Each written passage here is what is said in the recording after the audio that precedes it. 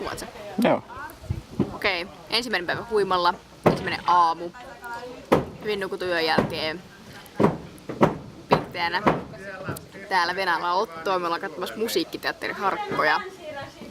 Ja tosiaan viime yö oli jännittävä. Ukkosta oli niin paljon, että ei saatu nukuttua varmaan 4 tuntia. Ei se mitään. Musiikkiteatteri nyt siis katsotaan.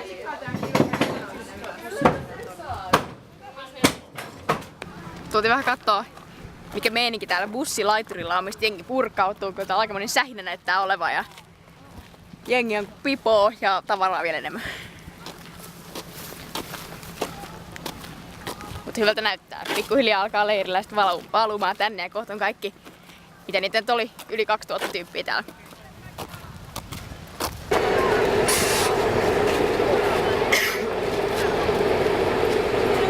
Okei, me tultiin tänne auttelee vähän Iloilosavun rakentamista. Mä ajattelin ottaa tästä pari nuorta reipasta partiolaista seuraani ja mennä kaatamaan tuolta halkovaraston takaa nuorta lehtipuuta. Eikö mennä? Tänään löytyi. Ollaan etsimässä kiila-tarkoitukseen sopivaa lehtipuuta, joita tässä löytyy kasa valmiiksi. Ei tarvinnut mitään tehdä.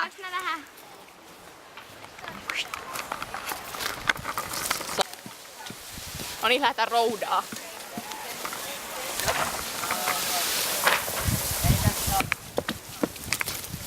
No niin, tässä on pojille kiilapuuta. Kiitti.